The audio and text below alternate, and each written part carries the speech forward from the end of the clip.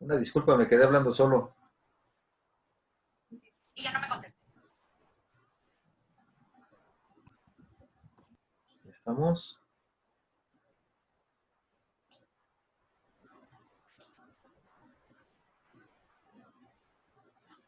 Perfecto.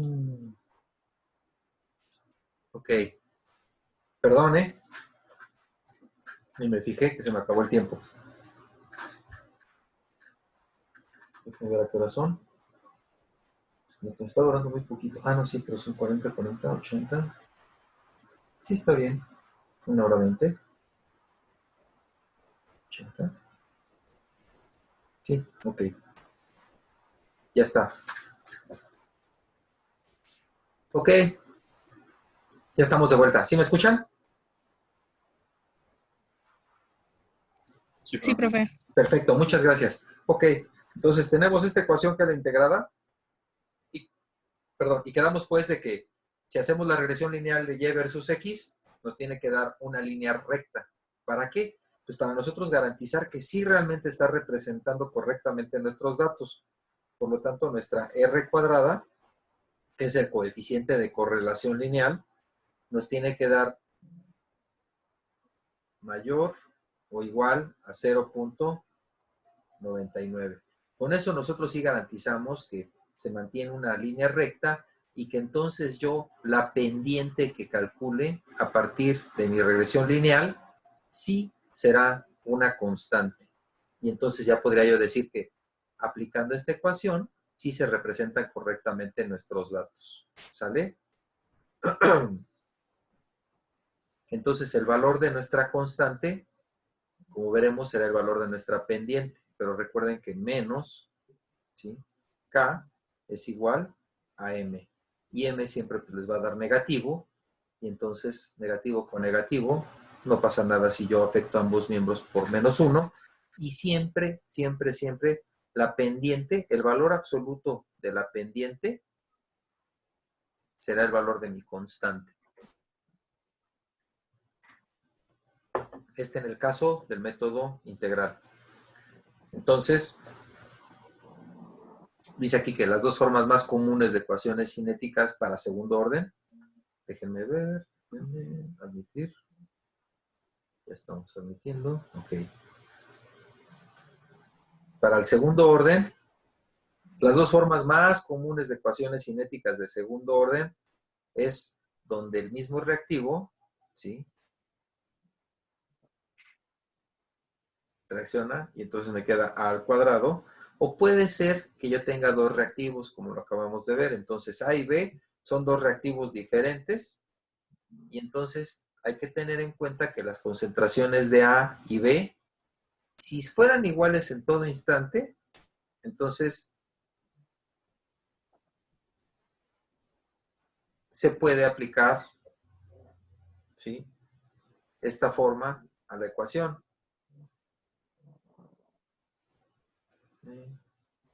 Ok.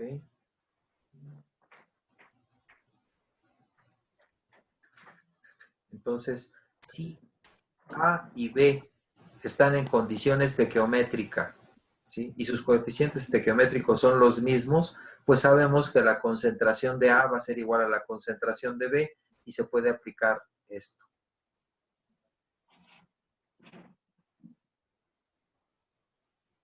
¿Sí? Pero si no, vamos a ver, vamos a poner ambos casos por separado y veamos qué ecuación es la que se tiene que emplear. Por cierto, esta forma, por ejemplo, la ecuación de orden 1 que acabamos de ver ahorita, ¿sí?, esta ya se la deben de saber prácticamente de memoria. Aquí faltó la de orden 0, pero ahorita la vamos a ver, ¿sí? Esta es la de orden 2 y vamos a ver cómo se ve la de orden 2. Entonces, en la reacción interviene un solo reactivo reactivo A o dos reactivos A y B con idénticas concentraciones de todo instante. Si entran con la misma concentración y tienen el mismo coeficiente, pues no hay problema porque se van a mantener constantes e iguales durante toda la reacción. Entonces, para la reacción del coeficiente estequiométrico de A por A que nos da productos, o para la reacción coeficiente estequiométrico de A más coeficiente estequiométrico de B por B, que nos da productos. Si se trata de una cinética de segundo orden, se tendrá la siguiente ecuación de velocidad. Nos queda pues que es la derivada de la concentración con respecto al tiempo y la sexta elevada al cuadrado. Nos queda esto, ¿sí? Por el coeficiente estequiométrico. Nada más que recordemos pues que de aquí separamos nuestras variables, integramos y nos queda esta ecuación, que es 1 sobre CA, que va a ser igual a K por T más 1 sobre CA0. Esta es Y es igual a M por X más B. Lo mismo, haciendo la representación, ¿sí? En una regresión lineal de Y versus dx, donde X siempre será mi variable independiente. Es decir, el tiempo será mi variable independiente. Eso es lo que yo puedo manipular, ¿sí? Y obviamente la variable dependiente será la concentración.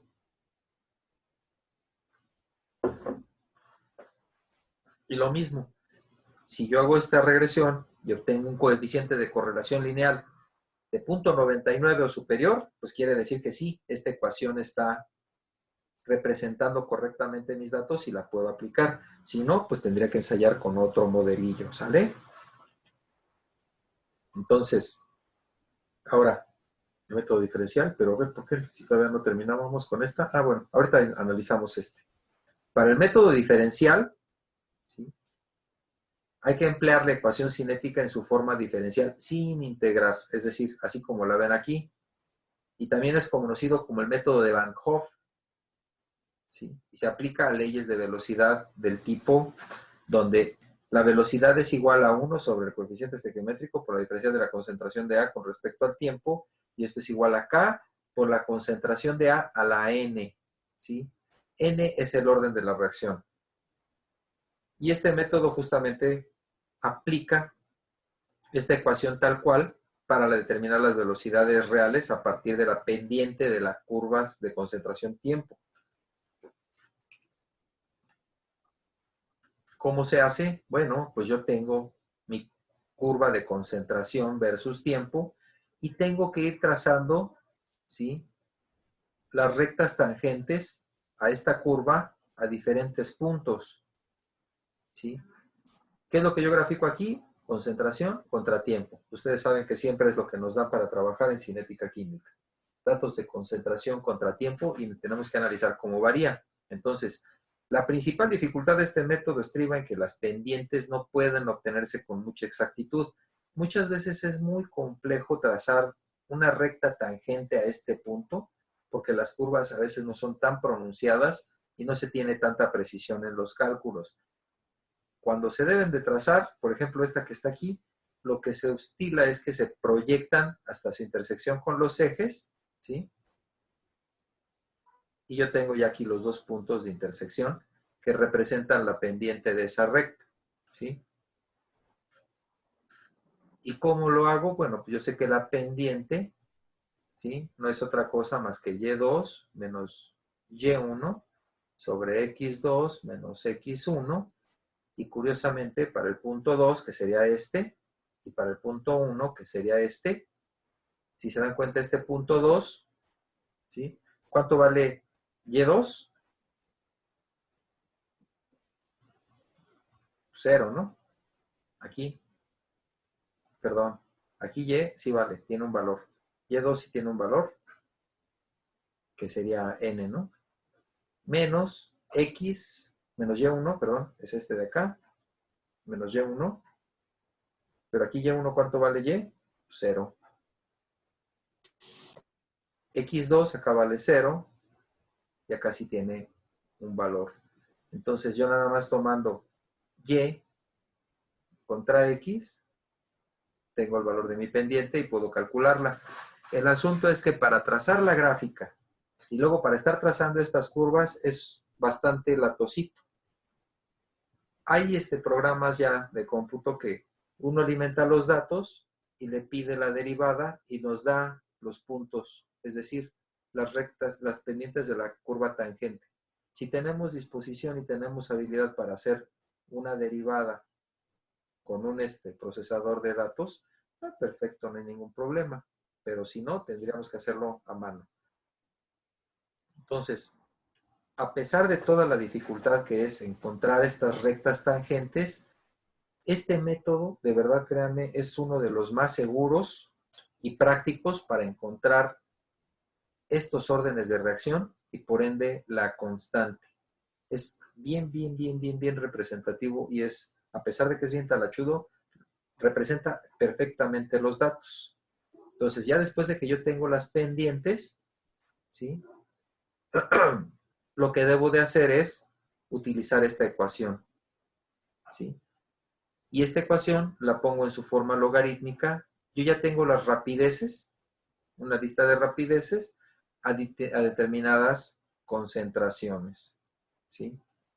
De esta curva a determinada concentración, yo voy leyendo la velocidad, que es el punto tangente, es decir, en función del tiempo. Y posterior a eso, yo sé que esta es Y, que va a ser igual a B más M por X, es decir, un gráfico del logaritmo natural de la rapidez contra el logaritmo natural de la concentración, me tiene que dar una línea recta y esa línea recta va a tener una pendiente que es igual al orden de reacción. Y créanme que funciona y funciona muy bien cuando se aplica correctamente y es lo más seguro que puedes encontrar para definir el orden de reacción. Y ya una vez teniendo el orden de reacción, tenemos muchas velocidades a diferentes concentraciones y lo que hacemos es nada más es despejar de esta ecuación la K y sustituirla por cualquiera de los valores y obtenemos nuestra K, ¿sí? Cuando el comportamiento cinético es muy complejo y no se ajusta ni a orden 0, 1, 2 o los que conozcamos, uno aplica el método diferencial y te da el orden exacto. ¿Sale? Entonces, si se determina la velocidad para distintos valores de la concentración de reactivo, como lo vimos, la representación gráfica de la rapidez frente al logaritmo natural de la concentración de A nos dará la línea recta, cuya pendiente será el orden, y la ordenada al origen será el logaritmo natural de K. Entonces ya lo tenemos, y a partir de la cual obtenemos K. En efecto, podemos obtener las pendientes y por tanto las velocidades para diferentes puntos de A con respecto al tiempo. Entonces, este método presenta la variante en la que se centra la atención en las velocidades iniciales. Entonces, para el estado inicial de la reacción, la ecuación queda de esta forma. ¿Sí? Es que este es otro método. Ajá. Este es el método de las velocidades iniciales. Es el que estábamos viendo hace ratito. Y esto es lo que significa correr la reacción a diferentes concentraciones y definir esta recta tangente al inicio de las velocidades iniciales. Cuando se grafica el logaritmo natural de la velocidad inicial con respecto al logaritmo natural de la concentración, se observa la pendiente y se tiene esto. Entonces se puede hacer tanto para un solo reactivo como para dos, como ya vimos, y es más útil, de hecho, para dos. El método de aislamiento, ese es otro método que se puede emplear, ¿sí? Y justamente se trata cuando tenemos cinéticas de este tipo, donde tenemos alfa y beta, y entonces, por un lado, se puede aplicar para evitarnos las complicaciones de la integración de este tipo de sistemas. Estas ecuaciones, como bien lo dicen, no son susceptibles de ser tratadas por los métodos anteriores, a no ser que todas las concentraciones iniciales, así como todos los coeficientes estequiométricos de los reactivos sean iguales. Con lo cual, la ecuación de velocidad degenera en una de este tipo, ¿sí? La concentración de A elevada a la N, donde N es alfa más beta más gamma de todo, ¿sale? Entonces, para encontrar los órdenes parciales alfa y beta, el procedimiento más adecuado dice que consiste en definir las condiciones iniciales de los experimentos a realizar utilizando la siguiente estrategia. Este es el de las velocidades iniciales que vimos al principio, ¿sí? Pero es modificado. Las vamos a aproximar a un pseudo orden, es decir, todos los reactivos, a excepción de uno, lo vamos a introducir con un exceso exagerado, ¿sale? No solamente va a permanecer constante en todos los experimentos, sino que va a estar en una concentración muy alta, muy alta. Entonces, cuando se introduce uno de los reactivos con este gran exceso, pues las concentraciones de ese mismo reactivo, pues variarán poco en todo el transcurso de la reacción y podríamos nosotros suponerlo como constante. Es decir, esa constante, esa concentración constante, la podemos juntar con nuestra constante específica de rapidez. Y así suponemos que todos, menos el que sí está en proporción normal, se encuentran inicialmente en exceso. Entonces la ecuación de velocidad resulta, ¿sí?, con una K condicional, donde sabemos que esta K condicional no es otra cosa más que la K cinética por la concentración de B elevada a la beta, por la concentración de C elevada a la gamma, cada una de ellas. Es decir, nosotros sabemos que nuestra rapidez es igual a la constante por la concentración de A a la alfa, por la concentración de B a la beta, por la concentración de C, ¿sí?, a la alfa, beta, gamma, ¿no? Sabemos esto. Si yo agrego en concentraciones la concentración de B, ¿sí?, que sea igual a la concentración de C, y estas sean muchísimo mayor a la concentración de A, yo voy a suponer que estas concentraciones permanecen constantes. Y más aún, si yo sé que tengo A de A más B de B más C de C, yo sé que estequiométricamente, ¿sí?, la concentración de B no va a ser otra cosa más que P sobre A, la concentración de A, si están de acuerdo. Y la concentración de C no va a ser otra cosa más que C sobre A por la concentración de A. ¿Sí se ve? Si yo la sustituyo aquí, nos quedaría la concentración de A la alfa. La concentración de B yo la voy a poner como la concentración, bueno, yo la voy a poner aquí, B sobre A, ¿sí?, por la concentración de A, pero esta ya tiene que estar a la beta, ¿sí?, por C sobre A la gamma, por la concentración de A la gamma. Y si esto lo reducimos, nos queda, pero esta es K, entonces sería la K por la concentración de A la alfa más beta más gamma, ¿sí?, por B sobre A la beta por, bueno, etcétera, etcétera, ¿no? Todos estos coeficientes son estos que están acá, ¿sí?, elevados a su orden de reacción, pero como los coeficientes estequiométricos son constantes y el orden de la reacción es constante, todo esto que queda acá lo junto con la constante y obtengo una sola constante que es mi constante condicional. ¿sí? Entonces, dice aquí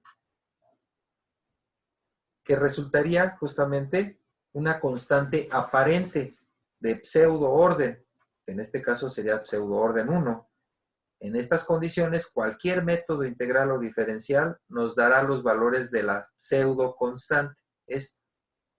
Y el orden parcial de alfa, si en una segunda experiencia hacemos que todos los reactivos, excepto ahora beta, se encuentren en exceso, hacemos lo mismo y obtenemos la K condicional de beta y obtenemos el orden para beta.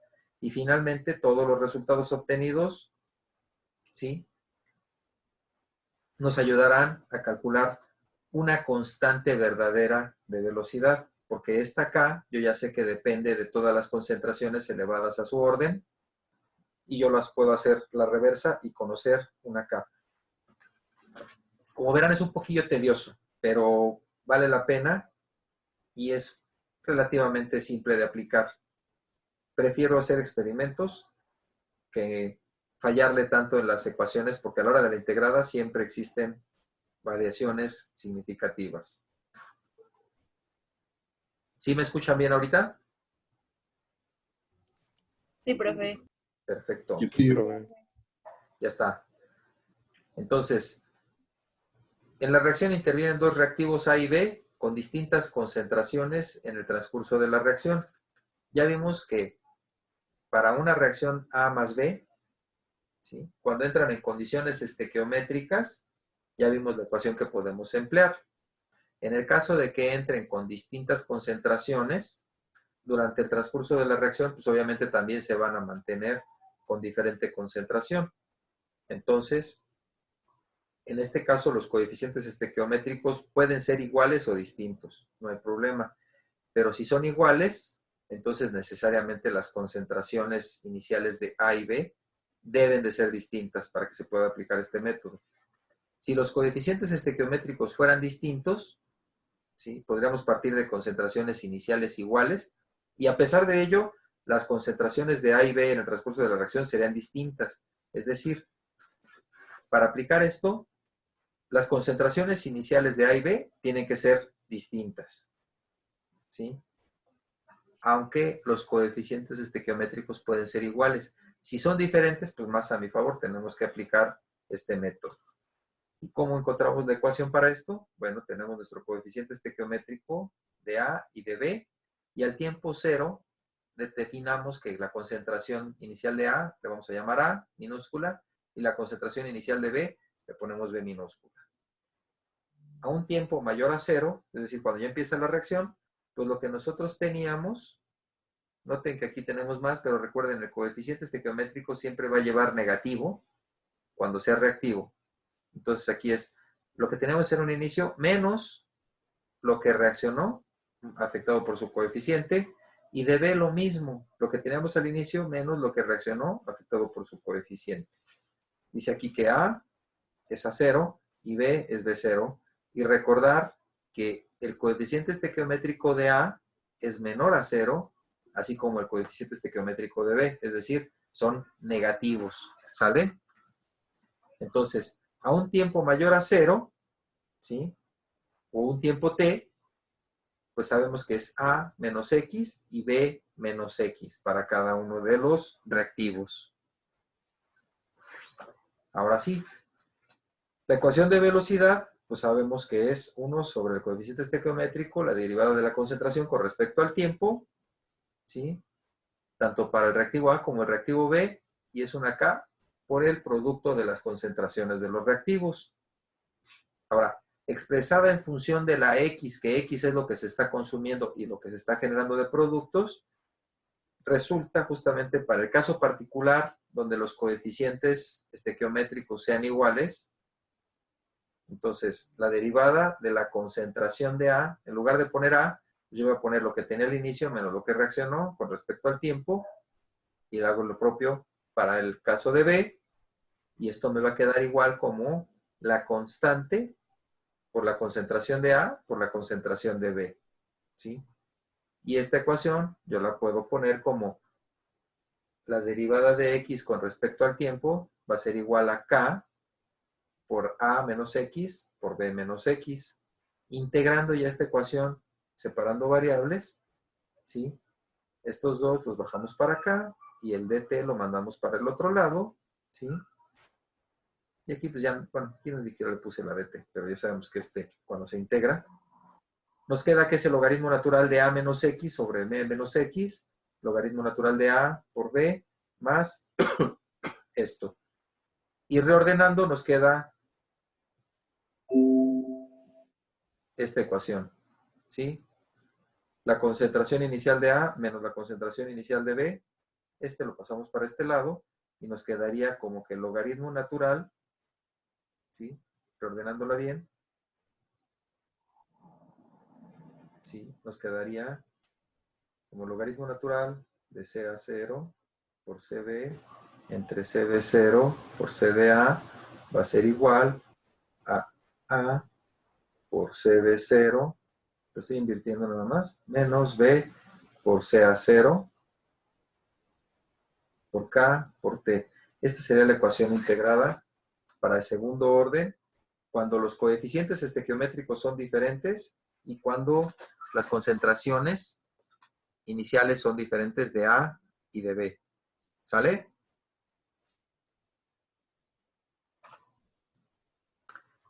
Ya empezamos con reacciones más complejas. Estas ya son las reacciones reversibles y vamos a comenzar con las de primer orden, ¿sí? Las reacciones reversibles de primer orden, ¿sí? Podemos verlas como dos reacciones separadas. Una que va de A, que nos da R, es decir, A, que nos da R con una K1, y una de R a A, que sería la K2. Y sabemos que si tenemos una misma especie que participa en más de una reacción, su expresión de rapidez no será otra cosa más que la suma algebraica de sus expresiones de rapidez en donde quiera que aparezca. Es decir, aquí la rapidez con respecto a A nos queda como la K1 por la concentración de A. Y de este lado, la rapidez con respecto a A nos va a quedar menos la K2 por la concentración de A. ¿Sí? Entonces, para poder encontrar la expresión cinética para estas reversibles, primero comenzamos con la relación de concentraciones.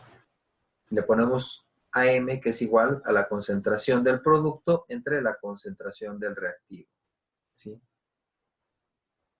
Y nos dice pues que la derivada de la concentración del reactivo con respecto al tiempo va a ser igual a menos la concentración de mi reactivo con respecto al tiempo, y esto va a ser igual a CA0 por la diferencial de la conversión.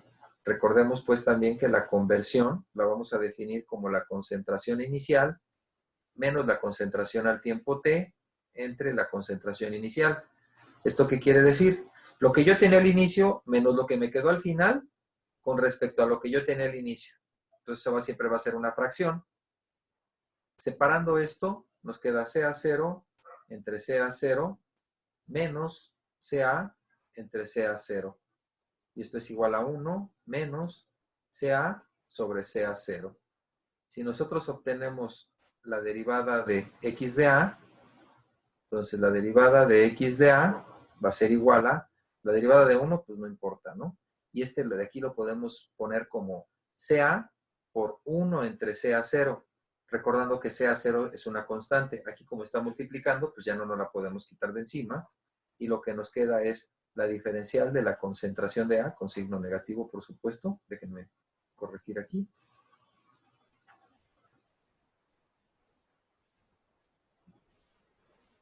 Marcador, ¿no? Yo quiero pluma. Ah, ya está. Así menos la derivada de la concentración de A entre CA0. Y de aquí, pues nosotros sabemos que la menos derivada de la concentración de A va a ser igual a derivada de la conversión de A. ¿Por qué le puse 0? No lo sé.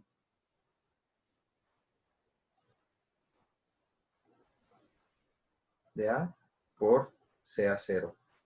Esta es la igualdad que andamos buscando y esta es la que tenemos aquí. Nada más estamos sustituyendo menos Qué barbaridad, se está yendo muy rápido el tiempo, ¿no?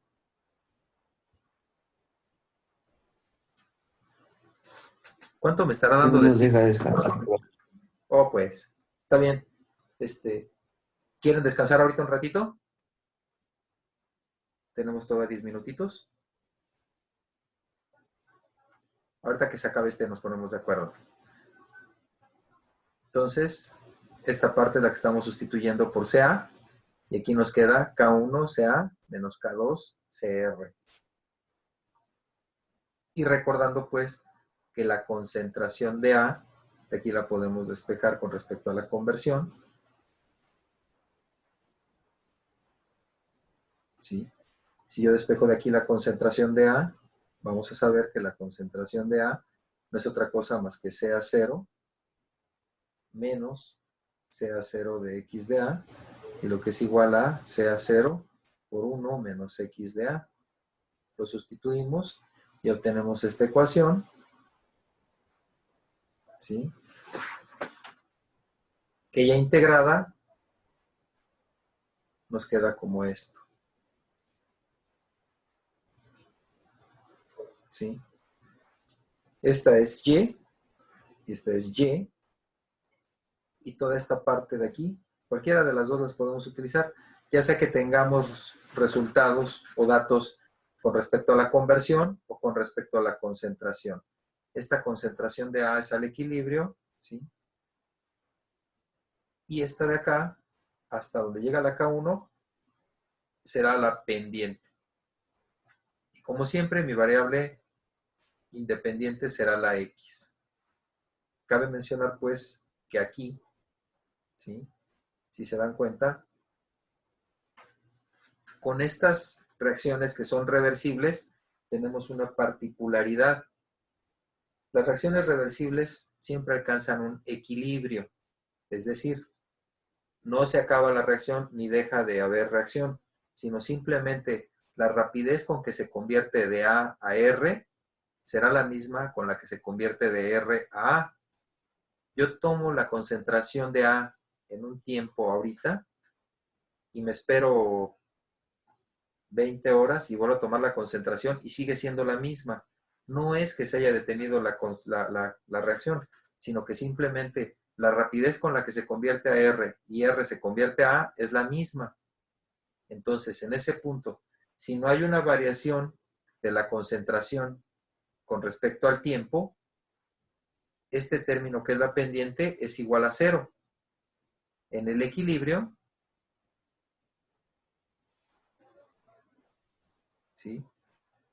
Esto es igual a cero, la rapidez es igual a cero, y si esto es igual a cero, yo puedo de aquí despejar, ¿sí?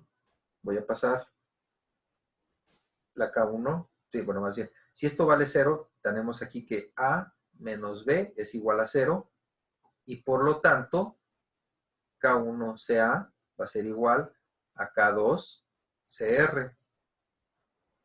Y definimos ya nuestra constante de equilibrio, pero esta constante de equilibrio es la constante cinética, no es la termodinámica. La ponemos con mayúsculas KC, que es constante cinética, y vamos a ver que es K1 sobre K2, ¿sí? Y esto es igual a la concentración del producto entre la concentración del reactivo. Ah, reactivo, y le puse R, pero bueno.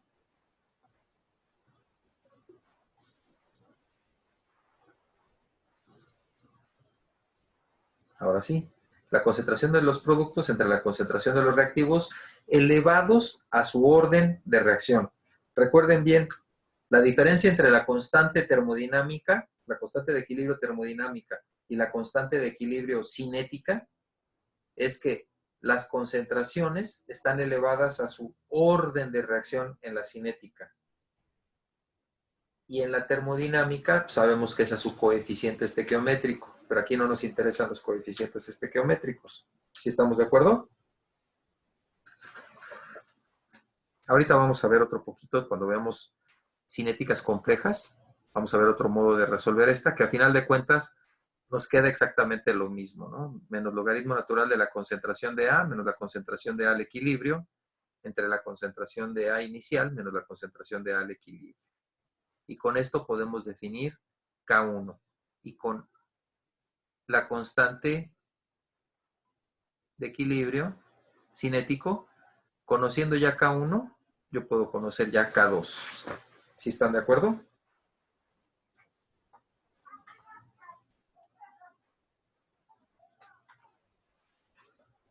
Sí, profe. Perfecto. Ahora, para las cinéticas reversibles de segundo orden, ¿sí?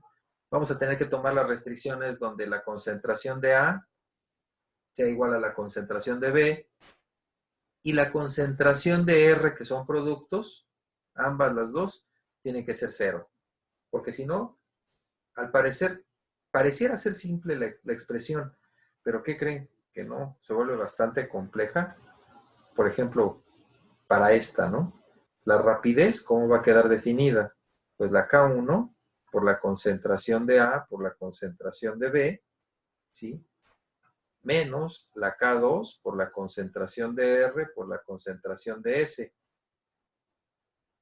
Si tenemos pues que al inicio ya tenemos concentraciones, ¿sí? Y esto sabemos pues que no es otra cosa más que menos la diferencial de la concentración de A con respecto al tiempo. Cuando separamos las variables, se vuelve un show aquí. Porque estas Ks ya no las podemos poner, ya no las podemos factorizar directamente. Nos tenemos que ir a la constante de equilibrio cinético que nos va a relacionar la K1 con la K2. Y entonces ya ponemos a la K2 en función de la K1. Y entonces sí ya factorizamos y quedan unos animales, pero tremendos. Cuando se cumple entonces que las concentraciones iniciales son las mismas, ¿sí? Pues nosotros podemos llevar este sistema al anterior, ¿sí? Nada más elevarlo aquí al cuadrado y con eso ya nos quitamos de muchos problemas. ¿Y de qué formas pueden ser las expresiones? Pueden ser como la que acabamos de ver de A más B que nos dan R más S, o 2A que nos da R más S, o 2A que nos da 2R, o AB que nos da 2R, cualquiera de esos, ¿sí? Cuando se integran, nos da esta ecuación, donde esta parte es Y, que es igual desde el 2, no es que si no se ve muy claro, porque la canción. Ahí está. Desde el 2 hasta el CA0 es mi pendiente y mi variable independiente, como siempre, será el tiempo. Es decir, si yo hago una gráfica de esta parte contra el tiempo, voy a obtener una pendiente igual a todo esto. Pero si se dan cuenta, la conversión al equilibrio la debo de conocer. CA0, pues también lo debo conocer porque es una constante. 2 es una constante. Y lo único que voy a despejar es la K1. Ya conociendo K1 y mi constante de equilibrio cinético, ya puedo yo conocer la K2 y con eso ya queda resuelta mi expresión de rapidez, que sería de este tipo. Ya tendría yo la K1 y la K2. ¿Sale? Ya se está acabando el tiempo, una vez más, y es la 1 en punto. ¿Les parece que tomemos un break de 10 minutitos? Ok, profe. ¿Sí está bien 10 o cuánto? Sí, profe. De acuerdo. ¿10 o 15? 10. Perfecto, 10 minutos. Entonces, son exactamente la 1 con 4 minutos. A la 1:15 estamos de regreso, ¿sale? Vale, gracias, profe. Al contrario, gracias a ustedes. Gracias, bye.